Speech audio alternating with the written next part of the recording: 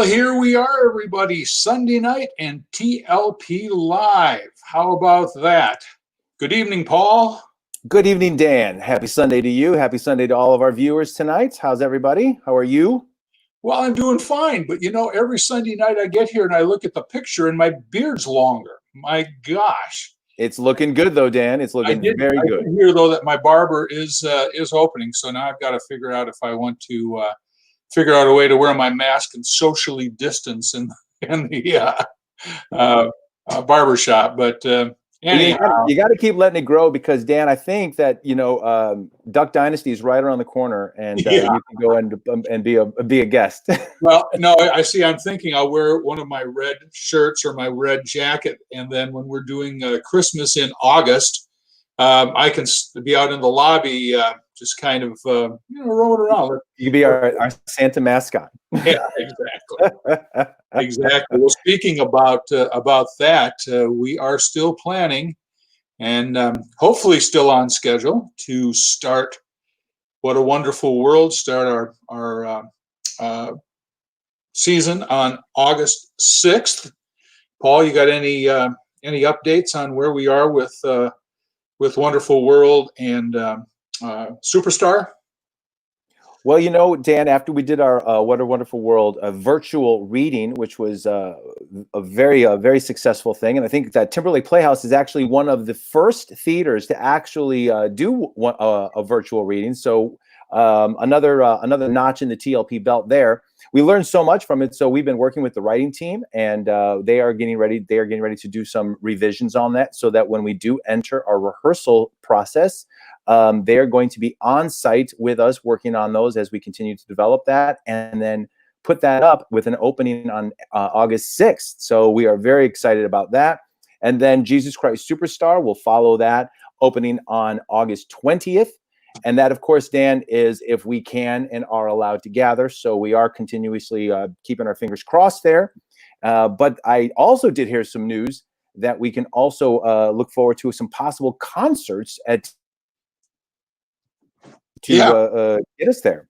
We are looking at opening for concerts possibly as early as July 2nd. And, that's not that far down the road. So, or is it July 3rd? I don't have my calendar up here, but we're looking at that Friday night. We don't want to compete with Ron across the road. We don't want to compete with our neighbors in town, but we'd like to provide another opportunity. So we're working on that, and hopefully within the next few days, maybe the next week, we'll have an announcement on that. And of course, the wonderful gala out here in the woods, evening of theater to celebrate and support Timberlake Playhouse. Again, if the time has come to gather again, August 1st is the gala, and it's here outside. It should be quite a great evening for us. Absolutely. Again, last year's gala, we had it on campus. We brought it back home to campus, and it was such a fabulous turnout. We used all of our, we had the theater going. We went to have live music. We did the auction there. We had the outside tent with the food and the buffet. And then we went to the outdoor stage to continue and announce the 2020 season. I mean, it was a fun night. Yeah, very, very much so. Well, very good. Anything else before we bring on our first guest? It has just been, it's again, Dan, it's been difficult being here at Timberlake Playhouse without anybody crawling around. I know that as you look outside of your office, it should be very busy, and it's not. And so we just want to, again, thank all of our patrons because, we've been trying to stay connected, trying to stay, with them and letting them know updates. And TLP Live has been a really great opportunity for us to do so. So again, we have our comment board going. If anybody wants to share, if anybody has any questions or suggestions, please feel free to let us know. We're here, and I'm excited about tonight's show. I got to be honest with you, Dan. Yeah, absolutely. Well, with that, we've been working almost day and night on our new virtual education program. And we're going to bring out the man behind the plan here. Hey, Mr. Robert. Robert McFletcher-Jones. Hi. Hello, Dan and Paul. So good to see you guys. How are you, sir? I'm great. I'm grateful. I'm doing really well. How are you guys doing? Doing all right. Doing well. You look you look like you're in a different place tonight. Where are you? Yeah, so I'm actually in Asylum Recording Studios. I'm in Dubuque, Iowa. I'm currently working on a track called Be Free. Matt is producing it. Matt, Mr. Zills, is the same guy. If you got a chance to see Wedding Singer, he was the one that did our sound for Wedding Singer this past winter at Timberlake Playhouse. It was excellent. It was mixed so well. And so we've been working together, and so it's been a really good time. Yeah, very, very much so. He did a great job here, and you know, to come into a theater and have all new equipment, have to learn it, and then be able to do, you know, mix a show in less than a week. That was pretty amazing. So, Yeah, incredible. Yep. Say hi to the guys up there for us. I sure will. And I can't wait to hear what you're doing. We're gonna have to, you know, we're gonna have to blast it to the from the mountaintops. Yeah, I know. It's good. It's real good.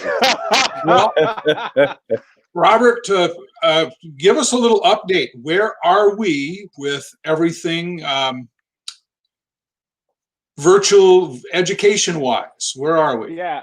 Well, Dan, thank you so much. And Paul, thank you guys for your help. It's truly been a very busy week, but we've been doing this together as a team, and it's so wonderful. So we have just started this past week. We started virtual lessons. Ty is responsible for doing guitar, bass, and ukulele. Grace Shelley, if you look at our teaching artists, they're incredible from all over. Grace Shelley is doing drums. She just had a previous lesson this morning. I am doing contemporary voice, and Kendall is also doing classical voice. And so we have started that this week. And Dan, if I'm not mistaken, you had a lesson, didn't you? I sure did. How was it? Oh, wait a minute. I just knocked myself out of the screen. It was so good. He can't remember. I'm bringing you in, team. We're doing this. Yeah, I had a lesson. You know, I've played guitar since I was in 8th grade, but I have never been able to do like picking and grinning. And so I asked Ty to give me a lesson on that. And in one 30-minute lesson, I have learned the A minor pentatonic scale in 5 different positions and have been able to play along with his, he also sent me a MP3 blues track to play with.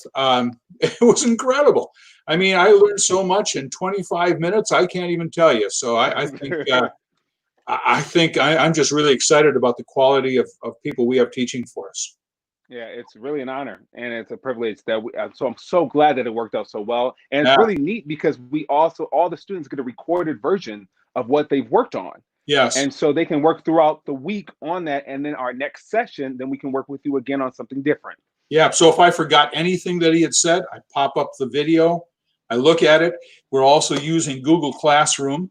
So I signed into my Google Classroom and the chord charts were sitting there. Everything I needed for the lesson and for practice for my week was there. So I'm extremely impressed with what we've done. No, you have. Yeah. It's a team. It's a team. It's always a team. It's an amazing thing, and our lessons are selling very well. So if you're interested in guitar or mandolin or ukulele, keyboard, piano, voice lessons of all kinds, classic, contemporary, percussion. Did I miss anything? No, I love the fact that you threw in a mandarin. Let's throw in something else. Oh, man, no, not mandarin. Ukulele. I was looking across my wall. I saw my bass, my guitar, and my mandolin hanging there, but it's not mandolin. It's ukulele. Anyhow, very great program, and they do such a nice job. And also, what we found that because it took us a while to get this website up and to get out to everyone. We're going to move all of the workshops back a week. We are. So everything that was starting this week, if you've already signed up, you don't have to do anything. We'll send you an email and let you know. Instead of starting next Wednesday, it's going to start the following Wednesday. We're going to give people another week to see this, get us a chance to do some more advertising, get it out there, and let's see how that flies.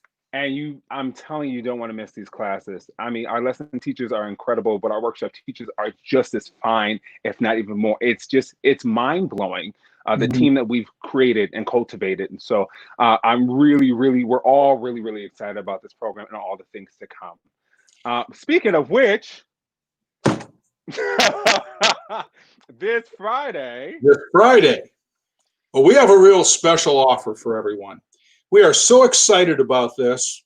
Robert and I were talking about it over the weekend, and we have decided to make our first webinar free. We want everyone to have the opportunity to get on and see what we've got in store for them. And here's the really cool thing about this. We can run this 12 months a year. This is virtual. This doesn't have to stop at the end of the summer like our typical summer program did. This program can continue as long as we have interest. So we've decided that this week we'll register for the what's the class called this week? A Broadway conversation? So it is a Broadway conversation from high school to Broadway. Okay. And my friends and After Midnight family, Anna Noble, who made her Broadway debut in the Carousel Revival. Some of you know Renee Fleming. She was a part of that. We had an opportunity to meet her. It was incredible. They worked with her. She's an amazing dancer, but she's a phenomenal artist. And then Sean Bauer, who also made his debut in Ain't Too Proud to Beg. So, which is still playing on Broadway. So I really, really, really, really, really want, especially our high schoolers who are interested, any upcoming performer that is interested, anybody of any age can really listen into this conversation of what it takes, because these are people who are in the field right now. And this is relevant information, and it is really imperative that you get it and that you hear it and that you connect with this team. So yes, we want to offer the first one for free so people can understand what kind of quality they're getting. Yeah. So take advantage of this. Get on our site. Give Bill, because we haven't told Bill this yet. Maybe we get on. Hey, Bill, let him know to change the registration. Oh, he go get us. He go get us. Bill, we love you, Jim. We love you too. Thank you for all your help. And some of you have already signed up for this webinar. Don't worry about it. We will refund your money or put it on a different webinar for you. But we want to make sure that everyone gets the opportunity that would like to. We'd like to show you what we're doing with this, and we think this is just a great way to show off the new virtual education program. Yeah. Robert, anything else? Sign up, register, get on top of it. We need you. We're ready for you, and it's going to be a great time. So thank you so much. I want a mandolin lesson too, Robert. Okay, I see that. A mandolin, a harp lesson, listen, clarinet, oboe. We got you, timpanis. We're ready for you. Okay. Yes, timpani. All right, buddy. Well, thank you very much, and we'll see you soon. Bye, Robert. Have a good one. Well, that's exciting. That's exciting. We're breaking new ground. Yeah, I can hardly wait to get this moving and grooving. So, well, Paul. Yes, talk a little bit about our design team. So, I want to say that a couple of weeks ago, we had the writers on for What a Wonderful World. And we got such great responses from that because, again, it was the opportunity to talk and share about what goes into creating a brand new show. Now, of course, What a Wonderful World is a jukebox musical, which means that we are already going to be using music that has been written in the pop or country or rock and roll canon, and then we repurpose them and rearrange them for our show. Shows that have done this are Mamma Mia, Rock of Ages, and the list goes on. Ain't Too Proud, that Robert just was talking about on Broadway, the story of the Temptations. And so what we're doing is, because we had such a great response to that, we thought that we would introduce and bring on the show the designers of that show and talk a little bit about what their process is when they go about not only designing a show, but designing a brand new show that's never been produced before. Because usually when you talk about designing a show that's been done. You can use the original as a template. You can use it as a jumping off point and then veer this way or that way. But when it's a brand new show and it's never been produced before, that means there's never been a set. There's never been a light design. There's never been a costume design. There's never been choreography. So we thought we would bring on some of our artists that are going to be working with us, some of our creative collaborators, and talk to them about how they go about what their process is in creating their department, whether it be costumes or lights, and then what they're maybe thinking about for this show. And we're going to be able to share some images of our set design and our costume design. So we're really excited about this. Yeah. Well, let's get right to it. Let's do it. Why don't you go ahead and introduce our first guest tonight? Absolutely. So our first guest is a wonderful designer in his own right, and happens to also be related to our wonderful executive director, Dan Danielowski. He has been at Timberlake as he played the Beast 2 seasons ago, and when we did Beauty and the Beast. And last year he came out to light design Into the Woods, which actually got a big one. It was recognized by a lot of people, a lot of critics. Was also recognized as one of the best productions at the end of the year by RC Reader. So without any further ado, ladies and gentlemen, please welcome to the show, Ben Danielowski. Hey there. Hey, Ben. How's it going? Good. Just tuning in, catching up. Well, hey, thanks for being here with us today, Ben. We appreciate you. And where are you at these days? I am in Old Saybrook, Connecticut, where my in-laws have graciously granted me their basement to turn into a little production studio. Wow, I can see you got all the toys behind you. Yeah, yep. Getting some getting some work done, and doing things. We're great. Well, Ben, we're gonna. I'm looking forward to hearing about not only your process as a lighting designer, but also your processes of how you're going to come about lighting with What a Wonderful World. So, again, just so that the audiences know, you are based in New York, and you make you own Boom. Is it Boom Creative? Is that right? Boom Creative. That's correct. Yes. Tell us a little bit about Boom Creative. Boom's a lighting, audio, and video company, production house. We design and also install and implement all the stuff that we do. We have really dug into video over the last 2 years with and then really coordinating lighting and video together and trying to make cohesive designs. And over the last 3 months, while we have not been able to do any in-person events, we have been doubling down on the video world and creating virtual worlds where we can drop in the talent into any sort of world there is. They use the technology in The Mandalorian. They also used it recently on the American Idol finale with Katy Perry. So we're able to do all that sort of stuff and just trying to pivot and figure out where to go with all that stuff now. I think that's the operative word these days, isn't it? Pivot. You gotta find a way to keep it going. And because our industry has been so struck by COVID, it has been required us to think a lot of outside of the box thinking. Hence our TLP live show, and that sounds really cool. The virtual world. I remember seeing I know this is more video masking, but the idea of I saw Lady Gaga had one where she was doing a David Bowie song, and they had like these projections on her face kind of swirling around her, video mapping.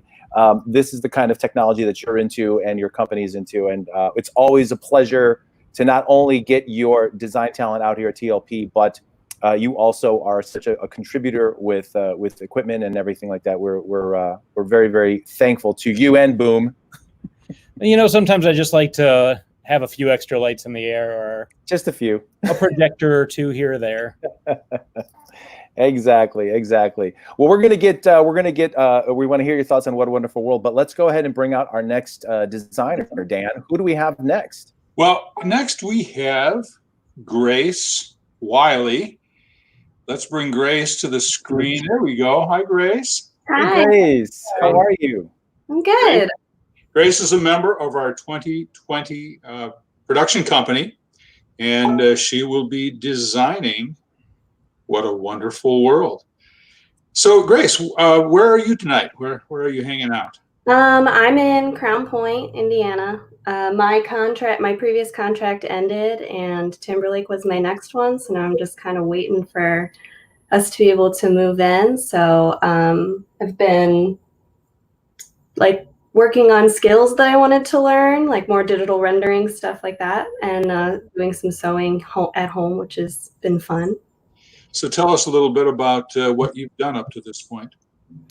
Well, I have been doing a lot of hair. I'm a licensed cosmetologist, so I've been cutting a lot of people's hair that have been really wanting haircuts during all of this. And then I've been working at a grocery store to make some money in the meantime before this contract starts. Well, that's kind of important to do, especially since, you know, you can see Grace, Dan, and I also need our haircut. So maybe when you get here, you can help us. Especially when we're sitting here and we're you know, got contracts that we can't you know, jump on at this point, and the problem is we still got to work. Yeah. So very good, very good. Give us a couple shows that you've designed and where you've worked. I just finished a contract at Playhouse on the Square in Memphis, Tennessee. And that was actually my first contract out of my undergrad. So this will be the second. I love Playhouse on the Square. Mm-hmm. Were you there all last winter? Yeah. Mm-hmm. Oh, were you involved in the show Memphis? I did all the wigs for Memphis. Really? Well, I saw that show. I was down there for what auditions are down there? UPTAs. UPTAs. I was down there for UPTAs, and we got to go in and see the show on Thursday night, and it was incredible. What an incredible show! It was a big show. I think I also draped a couple of the dresses for that show too. I think I did the finale dress for the main lady. Okay, good, very good. Well, let's see who else we have sitting in the back room. Who's there? Oh, look at there! It's Logan. Holy cow! It's Logan Dolence. A return from our resident company 2019. Logan is also coming back to us this year in more than just one role as performer, but Logan is also going to be our assistant director and choreographer on campus this year. Logan, how are you, my friend? I'm good. How are you? I'm doing well. Where are you at? I'm currently in Michigan, Zeeland, Michigan. It's like 30 minutes outside of Grand Rapids for anyone who doesn't know where that is. Small town. Gotta do the mitten. Yeah, it's like over. Well, I guess I should do it this way for you guys. It's like over on this side of the state. Kind of similar. It's a small town like Mount Carroll. A little bit bigger, but a little bit bigger than Mount Carroll. Yeah. Okay. You know, Logan, you just graduated. Congratulations from Western Michigan University, and I had a chance to see your showcase in New York before COVID ceased the rest of the showcases. So you were actually one of the lucky ones that actually got a chance to perform your showcase. How was that for you? Absolutely, yeah. We are so fortunate that we were able to do our showcase. But it went really well. Good response. It was just fun to have an opportunity to perform with my class one more time in the city, and for all of us to be there together. But it was really fun. There's nothing like, performing on a New York stage was really exhilarating and fun. So just the opportunity to be able to do that was exciting. That's great. And you were so good. You made me so proud. I was very happy. And I think that everybody should know that last fall, I went to Western Michigan. I was invited to go to West Michigan to direct Urinetown, and Logan was my choreographer. And so that was where we started to have the opportunity to work together as creatives from behind the table.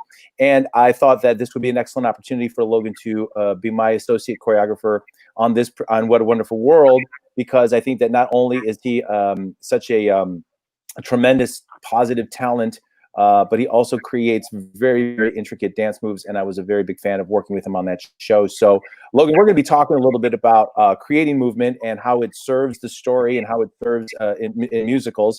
But the big thing to know is that we're very excited to have you back at Timberlake Playhouse. You are just a wonderful, wonderful energy, and we're very excited to have you. And we nearly weren't able to get you here. Tell us what you had going that almost kept you from coming. It was kind of crazy because I was in New York and things were picking up, and I was really searching hard for a job and kind of getting settled in. So everything was just kind of piling up, and there was just a lot of decisions to make. But I just loved Timberlake and I loved being there last summer, and so I couldn't resist taking that offer and coming back. I mean, I wish we got to spend the whole summer together, but I'm fortunate that we have the possibility to just come for a month. And you had a cruise ship offer coming up too that probably is on hold now for a while, huh? Yeah, probably for the best that I didn't end up on any cruise ship before all this happened. Definitely don't want to be stuck out at sea. Yes, Very well, good. that's Yeah, true. we had one of our artistic teachers, our teaching artists, that ended up on a cruise ship right after we left and had a very difficult time getting off, and we had to assist in that with him. But anyhow, Yeah. So Paul, let's bring back our other artists, and why don't we talk a little bit about how we go ahead and create the product. Absolutely. So, as we know, as we started last week, we talked about where it all starts, and it starts with the story, and it starts with the writer and the composer, or in our case, a music supervisor. And that process is going and choosing the songs that are going to be able to tell the story and move through the characters of the story through song and text. We have a script now, and that we've been developing. So the next part now is talking about the production, how the physical production is going to look. So at that point in time, we bring in our design team. Those usually consist of set designer, light designer, costume designer, prop designer, audio designer, and the list can go on and on and on. But we only had a couple of slots available and only so much time, so we had to narrow it down to the people that we invited today. So Logan is going to be speaking on behalf of a choreographer and working on movement. Grace, who is our costume designer, is going to be talking about her process with costuming the show. And Ben, who is our lighting designer, will be talking about how his process is lighting the show. So we have our script, we have our dates, we have our theater. Now we're moving into the next thing. So Grace, let's talk with you. What is your process when you get a script, and how do you begin to craft the costume design? I start with a first reading, where I don't focus on anything except what the script says specifically. And then I read it again, and I go through and I start doing some paperwork, figuring out how many costumes each character is going to need, what specifically said in the script. For instance, we have a Santa that comes out in a Hawaiian shirt in the show. And that's written in the script, so I got to make that happen. I read it again, and I go really focus on the individual character arcs of each character, to start getting ideas of how their costumes can show their development through the show. And then I start doing research, and then we do have I believe, Dan, do we happen to have any of those images that we can show of some of Grace's sketches? Is that possible? Yeah, let me pull a couple of them up. Okay, great. So, great, this is perfect. So what we're seeing here now is this is What a Wonderful World. And Grace, why don't you talk us through this particular image that we're looking at here? So this is Mrs. Claus, and this is her second act. So you see her in the first act, and we decided that Mr. and Mrs. Claus became Mr. and Mrs. Claus in the 1880s. And I really wanted to show her journey of coming into the 50s, which is when the late 50s, when this show is taking place. And then she ends up becoming a boss by the end of it. So she really comes into her own and really kind of takes over. And I really wanted to show that transition from an 1880s kind of housewife to a boss at the end. And so we kind of see her transitioning a little bit through the decades. And we see her, this first image of her is when she's on the phone and she's pumping up Lucy to like really get things going. And then the next one is a ball that they're going to, a charity event that's a black tie event. And then we see her when a bunch of stuff is going down at our climax. And then at the end, she's just this boss. And so I really wanted to show that transition and having her in pants, but still being feminine. And then I want her in jewel tones because she's powerful. Even at the beginning, she's a powerful woman, but towards the end, she becomes real good. So basically what you're saying is that you're really helping the audience understand the character's arc as well. So as a designer, you think about the journey that the character takes from where we see them at the start of the story and then where we see them at the end of the story. And we always know that in theater and drama, the character needs to go through some kind of a change so that we watch that transition happen, and then we, the audience, get a chance to identify and have a cathartic experience. So you're really helping us understand that transition through a visual presence of costumes. Mm-hmm. I try. That's my job. That's great. Wait, and you're also a wonderful renderer. Tell us a little bit about this one. So this is Lucy. She's an artist in the 50s. She's following her dream. She hasn't made it yet, but she's really working hard, and she's a very positive attitude. And so this is most of her first act clothing, and there's a lot of quick changes that have to happen in this one specifically because we have a couple montages where we jump months because this play goes through a whole year. So we see her first in a diner, and so I have a diner uniform for her, and then we see her at her apartment, so I wanted her to be a little more comfortable. And then after the apartment, we go into some montages. And so I wanted there to be able to be quick changes for her. So this one in the middle, I would like that to be a reversible skirt so she can like rip it off and put it back on real quick in between. And then underneath the skirt are the pants. And so she just takes the skirt off for the third one. And I really want her color palette to be very bright because she is such a power in bringing Jack to the person that he needs to be in order to become Santa at the end. So I really wanted to keep her in bright, warm colors, and then I was going to have Jack in cool colors and kind of have them meet in the middle as their relationship builds and grows together. Well, I really love your sense of your vision boards here because again, because this show has never been produced before, there are no costumes previously that you can go for. So you have to research the era, you have to research the show, and kind of find your creative input there. And I love how you're grabbing that era of that late 1950s New York, especially with some of those capri pants and those designs. It's very spot on. And I think that again also helps our audiences know what time period we're in as well. You know, so juxtaposed against Mrs. Claus, where we see her in an 1880s kind of gown or dress of the time, and then how she moves until the 1950s and how that entire fashion line changes. So right now, it looks like we got Jack up. You talked about Jack. Jack, our protagonist, who takes the journey of being an ad man and then becoming Santa Claus at the end. Tell us a little bit about your your vision for him. So like I said before, I want his color palette to move from cool colors to kind of meet in the middle and those purples and greens with Lucy towards the end.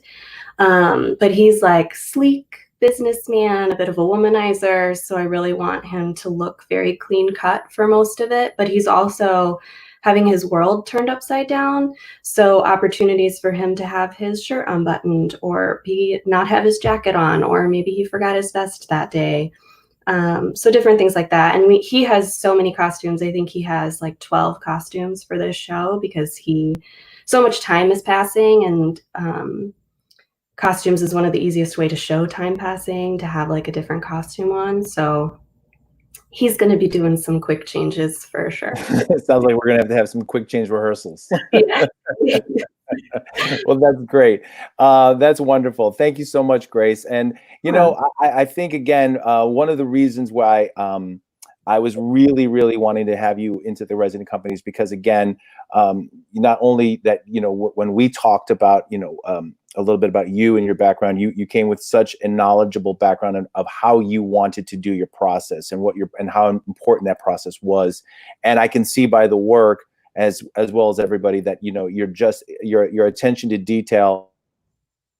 And I think that's the biggest, message is that details, everything is so detailed in creating a new show, because that's really where you find the nuggets, you know, the time period person's sense of fashion, a person's sense of personality, who they are, how they dress themselves. And it really does come from the costume designer. I mean, sometimes there are conversations. It depends on who the actor is, but sometimes there's very little conversation between you and the actor. It's really you and the director. And since I am the director, you and I have been talking. I think you're nailing it, and so I'm so excited with what you're doing so far. Thank you. It's nice to let our patrons and our audience know that we don't just go in the costume shop, open up a door, and say, "Oh, this will look good." It's and as you sit back, a lot of times audiences aren't going to say, "Oh, look at that! I see how he traveled through time with his costume," or "I see how his colors affect such and such." But it's kind of that thing that it's kind of a subconscious thing. It's the story under the story, and that happens throughout, whether it's with costumes, whether it's with lights, whether it's with set. That's the support to what the actors are doing in the story. It's always fun when you get in a fitting with an actor and they try their costume on and they're looking in the mirror. They're like, "I see it. I'm the character now." That's the best moment as a designer, was when they do that. Very good. Very good. Well, let's bring our other designers out. So why don't we move a little bit over to Ben? Let's talk lights a little bit, Ben. Obviously lighting, for me, I love when we get a show under lights. I think that it really starts to change. You really start to see the theatrical magic happen when lights and costumes are coming into play, and we start to see the world start to open up. Tell us a little bit about your process, and obviously as a lighting designer in this particular show, you are a lighting designer. What is your process and how do you approach it? I think it's an interesting process. It starts with summer stock is completely different from designing anywhere else, because a lot of other places you get tons of time to work on the minutia, but in summer stock it's just like, bam, you got to be there. You've got 3, 4, maybe 5 days if you're lucky to get the whole thing done. So the first thing that I do is I design a light plot that is extremely versatile, so that I'm able to pull whatever I need at a moment's notice when the director is like, "Hey, we need to move this scene over here," or "We need a little light over here." So the first thing I do is figure out what's going to be the most versatile lighting plot. And then I start looking at whatever show I'm designing and reading the script and figuring out where I'm going to drop the cues, and then, figure out what colors the world is, what textures I need to be bringing in. And that's one of my favorite things about lighting design is the inspiration's everywhere. I take my dog for a walk, and, the way the sun glistens through the trees, it's just like, I want that in this next show, or, that sort of thing. But that's really where the foundation of my process begins. Unfortunately, I don't get to do fun drawings or any of that stuff ahead of time, renders or any of that sort of stuff, because I don't know where anybody's going to be on stage until we're there. Yeah, so I think it's usually it's Monday or Tuesday. I get my first full run and see where everything is going to land exactly on stage. And by Thursday, we're like, all right, let's open a show. Let's open a show. That's exactly right. And I think that's really where, again, what you brought last year to Into the Woods and how you made that world so rich and so, emotive with the darks and the blues and the moon walking, waning across the sky. All of that plays into it. And I think that's what's interesting is that, like you said, you don't have that tangible, okay, here's what the light look is going to look like when you don't even know what the movement's going to be yet. And so what we do in my process is that when I'm in rehearsal and I stage a number, I always put it on video and then I post it to like a private Facebook page or something so that the designers can see it. And so that this way it kind of gives them a little bit of knowledge of what they're coming into before the designer run, before we go into tech. But, Ben, you mentioned cues earlier. Why don't you tell a little our audiences about cues, because they might not know what that means, and roughly how many cues can a musical have in a big musical show like this 2-act musical? Well, the cues are just what it's the lighting cue. It's each step. So Q1, Q2, Q1 might be house to full. Q2 is house to half, and stage light up for Paul to do his pre-show speech, and then we go on and on through the show, and each time the lights change, that's a cue. How many in a show? I think last year for Into the Woods we had 300 cues in that show, but honestly, I think that's a little light. I think normally we would have, normally probably 600 to 700 if you have the time to really dig in and build that kind of a show. And that's quite a feat, because I know that last year, I think we were closer to 400 in Into the Woods, but which means that you have to write every single cue individually and program it into the board. And then you pass that over to our stage manager. And then during the run of the show, that stage manager is calling that cue on a specific piece of music or a specific line or a specific action that an actor might be doing. And we should say that I'll give it to the stage manager that way, and then I will change it every day until I leave town, because I'm like, that needs to be 3 seconds sooner. That transition needs to be 10 seconds longer. Mm-hmm. There's all sorts of minutia that goes into that. And I think that's really where the interesting part about lighting design happens. A lot of people are able to make grand looks and, bring the lights up and all that sort of stuff, but it's really finding the arc and the storytelling. So you can bring the lights up into the intensity with the story, and then resolve it back down. Yep.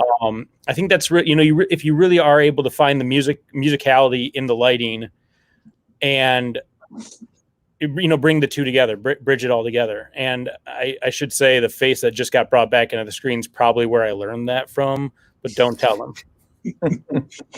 So then, how has technology changed lighting design? Give me a time frame. Like from when I started and I was in 7th grade and we were like manually pushing sliders. Yeah. Now we're all computer-based lighting consoles, like the ones you see behind me. I'm prevising over the shoulder. I'm prevising a show right now that hopefully will get booked and we'll be able to do. So, I'm able to actually see, there's no actors in this one, so I'm able to just see, the lights and what they're doing. And that's something that over the last 7 years has really taken off, especially as like graphics cards have gotten better. We're able to do more and more pre-visualization sort of work. But just outside of that, or, before that, you've got moving lights, which are an integral part to a designer's toolkit. And now with the additions of LED fixtures, I mean, it's really, we're going to have to set up a different chat for that whole thing. And I'm going to have to plan, because technology has taken it from, where we used to, just throw up a couple lights, and then you'd bring down a slider, and then you'd adjust to the next scene, and then you'd go to that light. You'd had to do everything manually. In fact, over at Henry's Double K, they've got a massive old lighting system in there. That predates what I'm talking about. It's more like what you guys would have seen in college, where you had to go in and, actually plug the things in and then pull the salt water dimmer. And it was a physical workout doing all that sort of stuff. That was absolutely my first dimmer rack, was all of those big rheostats that had 2-foot long handles that you had to grab like this and pull up to dim lights. Well, if anybody out there is interested in what that looks like, go over to Henry's, grab a pizza. It's still there. It's upstairs, yeah. Then go back downstairs and grab a drink. What I thought was most interesting is the new technology that's the virtual lighting rig. Can you just talk just real quickly about the virtual lighting? So virtual lighting, specifically electronic theater controls up in Middleton, Wisconsin. Is that right? Yeah. They are releasing basically a whole new system that allows you to take your smartphone and focus all of your moving lights by saying, "Hey, I want the light here," and you click the button on your phone, and it'll take the virtual rig that you've drawn in through CAD, and it'll land the light exactly where you want it to be. It's really, I think it's going to be a game changer. It's still in beta right now, so I've seen it at trade shows, but I haven't actually gotten to, try it on a rig. But it really has the potential to be a game changer. So that, like, when I walk into Timberlake and I'm like, okay, I'm going to start. Normally, I have to spend a couple hours setting all my focus points, and there's 30 of them, and it'll take me the first day I'm there to do that. Well, now I'll be able to walk in and say focus point 1 here, click the button, and then I'll walk to my next point, click the button, and I'll just be able to walk around the stage. And within an hour, I'll have all of my focus points set. And it's going to be, I mean, I can only imagine, but it's going to save so much time. Well, and additionally, it's even possible that it saves you having to travel out here. Because if you have your focus point set at, whatever, our M2 can go through and find those spots. Anyway, we don't know what this technology is going to do for us yet. Yeah, I will say it's not gonna alleviate, it's not gonna put designers out of work, because we're still gonna need to be there for, like I was saying before, the musicality of the design and to get the timing and all that sort of stuff done right. But it is going to allow us more of a more complete, like we had talked about, like, maybe back in the day when a lighting designer had they started building cues on a Monday for a Thursday opening. Now they can actually start building cues before they even arrive on campus. And so we can actually get a fuller light design. We can have more intricacy with it. And so instead of having 100 cues for a show, you can actually have 500 cues because you can build them prior to coming. And I think that'll also elevate the production quality of the show itself. Yeah, do I got it? No, I'm just going to say I think we're getting too nerdy here. One more thing about it is, I think the important thing about what ETC is doing is it's free. This software, you guys already own the console that it runs on, but anybody out there who wants to play in this world, they can go to the ETC site, grab the Nomad control software once this is released, and it's going to have the visualizer. So you'll be able to, anybody can learn how to do this stuff and actually see how their lights are affecting them, and not just a bunch of ones and zeros on the screen. Very good. And I know we are geeking out, but I want to say this, that for me, it's, and a lot of designers, is that, if it's a good design, the audience never sees it. They just go inside of the story and they're being told the story, and then they get a chance to comment on it later. And that is a testament to the talent that you bring, Ben, because although I recognize the light design because I geek out on lights, I think it is a wonderful part of the story and how it goes into it. Thank you.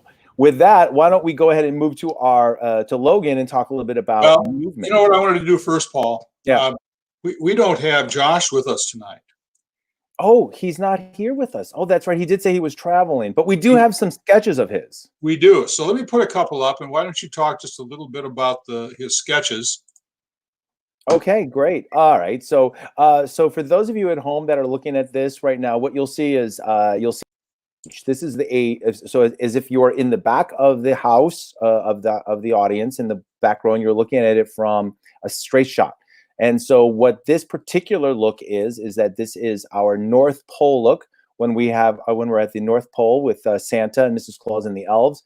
It's a glacier look, and that's kind of will be the background. And then what we have here is our New York skyline. And if you'll notice, all of the skylines and the glaciers will be basically projected on, because the idea is that it's all going to be gifts and boxes. So you see that's boxes, and it's supposed to represent big, small, large Christmas gifts that you would find under your Christmas tree. Josh put them all together and made it look like a New York skyline. So that's going to be a lot of fun for Ben to light and project on. And this particular one will be our New York skyline shot. And you'll see some of those boxes will also open up. And when we open up some of the boxes, and we're in some of the interior shots that we have in the show. This particular shot is Jack's office. One of the things I love about this, again, is how important it is to grab the era. This is 1958, 1959 that we're playing in when we're in Jack's office. So I really think that color palette, the architecture, the way the desks and the color palette is all really on point for us to be able to convey to our audiences and show them the world we're in. Here is the Sugar Plum Diner. This is where we meet our female protagonist, Lucy. She's a waitress at the diner, and this is where she meets Santa and she will convince him to retire. And then the hunt to find the new Santa is on. So this is where we will find our lovely Lucy, and that's Sugar Plum Diner. This is what's called a floor treatment. And so what we're looking at now is this is as if you were up in the ceiling of the theater looking down onto the stage. That is what is going to be painted onto the floor. It is a version of a compass, as you can see in the right-hand corner. And that is a very elaborate paint job, and we will hopefully be able to get it in the time we have. But if not, we definitely have that monochromatic blue up in the right-hand corner that we can use as well. So that is our floor treatment. This is all designed by our wonderful set designer, Josh Iocavelli, who I believe is traveling right now, and that is why he thought he was going to try to get someplace with internet to be able to talk to us, but obviously that couldn't happen tonight. So. But that's another big piece of the pie is that we, for a director and a choreographer, we can't really stage anything if we don't know what we're going to be staging on. And so it really starts with Josh and the set designer, and I think Josh has done a really tremendous job there. Yeah. All right, there's Logan. All right. So Logan, why don't you talk to us a little bit about movement, choreography? In musical, the musical genre has dance and choreography in it. Why don't you talk to us a little bit about you and how you fit into this equation from a choreographic point of view? Yeah, so as a choreographer, obviously, like, my first step is always reading the material, and especially because this is a new material, really reading it thoroughly and understanding the story, what's going on, and kind of getting an understanding of what story I want to tell with the movement. And obviously, Paul and I are working together. So another thing to keep in mind is making sure we're on the same page with movement. So I'll be constantly asking him, "What are you thinking for this number?" And maybe throwing in, like, "Here's some ideas I have," and asking him for his input. And then after I read the script, I do a lot of research. So the show takes place in the 50s. So I think one of my first steps is going to be researching 50s dance videos, movies that have 50s dance sequences in them, and kind of getting my brain wrapped around that movement, so that when I go to actually start building the movement, I have in my mind some things to go off of. And as I'm building the movement, I kind of like to use improv a lot, because you know, as a choreographer, you hit blocks sometimes. So movement or improv is one of my go-to things. And another important thing, especially for this too, is really, like, I like to listen to the music over and over and over again, and get it stuck in my head, and really finding those accents and those beats, and kind of understanding what story the music is telling, because a choreographer's number one job is creating a story and making sure the movement contributes to the storyline. So it's not just like, "Ooh, that was a pretty dance number," but, you know, it kind of gets you from point A to point B, and really finding movement that contributes to that. So, I mean, that's kind of in a nutshell the beginnings of being a choreographer, assistant choreographer. And and it's also interesting because not only does movement help shape the era that we're in, but it also helps shape the character as well as an emotive journey as well, right? So, for example, if we're going to be choreographing a number that Jack sings early in the number, we're going to want to sculpt that movement around where he is in his emotional journey, and then kind of build from there, so that if a dance starts at a certain place and then ends in a certain place and travels through different locations in time, that's also something that we have to think about as artists, right? Yeah, absolutely. So and then the big thing for me is obviously as a choreographer. When I was coming up, I had the pleasure of working on the Broadway show, The Wedding Singer. I was the assistant choreographer, and one of the things that we would talk about are transitions, the big transitions. Why don't you talk to us a little bit about a transition and how a choreographer can make that unique? Yeah. So choreography can play a really crucial role in transitions, because I don't know if you've ever been to the theater, and it can, like, for me, it really takes me out if you're watching this engaging story and everything's going great, and then all of a sudden the lights just go out, everything goes black, and then you just see a bunch of actors or see a crew moving set pieces, and it's like, okay, well, now we're sitting waiting for the set to transition. So choreography can be a really cool way to move the scenes and make it look like it's part of the world. So for example, in our first production meeting, Paul was talking to me about kind of looking into a vaudevillian style, possibly for choreographing some of the set changes. And that can be kind of a cool way to make the story flow and eliminate that pulling you out of the world, so the audience feels like it's supposed to be there, and really choreographing those transitions so that they move smoothly. And then I guess the last piece of the pie also you have to also realize is your actors that you're going to be working with, because you might have an amazing idea for a dance or a move, and you find that the actor is not able to accomplish that because maybe they don't have the dance background. Maybe they're more singers. Maybe they can't dance at all. How do you go about sculpting movement on somebody that's not quite what we would call a Broadway dancer? Yeah. I mean, when I build movement, I try not to, unless I know that I'm going to have like a group of like dancers, and also if that kind of movement lends itself to the story I'm trying to tell, I try to make movement that isn't super technical, and so that I know most people can get it. But also at the same time too, especially with this short rehearsal process, I try to make sure I have backups and different options that I can implement if need be, because we move so quickly, and not everyone's going to get every single move. So that way I just have backups and stuff that works equally as well, that will make both sides of the table happy.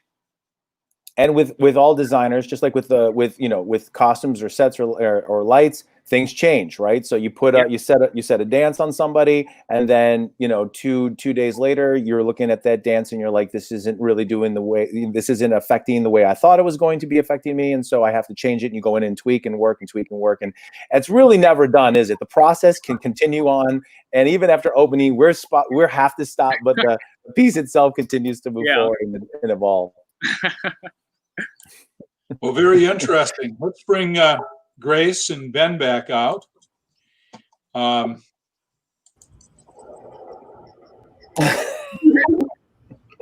Oh, just like a Danielowski. So, any final comments from anybody? Well, you know what? Why don't we take this quick moment to just talk a little bit about like how we communicate with each other. So, we've been talking about how the director or the script dictates. Let's talk a little bit about how we communicate with each other. So, Grace, what happens when we're in a rehearsal and a garment doesn't seem to be working very well, and because the choreographer has put a movement on that actor that garment now no longer functions. How do you tackle that? Well, there's a couple of things you can do to a garment to make them more flexible for if there's a lot of dancing. Most musically, if I'm building anything, I just automatically put gussets in. It's just easier than having to do it later when they suddenly can't put their arms up without the dress going up over their head. So, and then if it still doesn't work after that, then we look into different options with different materials and we'll cater to it a little better. I've worked with a lot of shows that are mostly movement, so I usually try to design for the movement and make sure that the pieces will be able to do that. And that is something that we talk about in the fittings with the actors. I make sure they can squat all the way down, or they can lift their arms where they need to for whatever they're doing in that specific piece.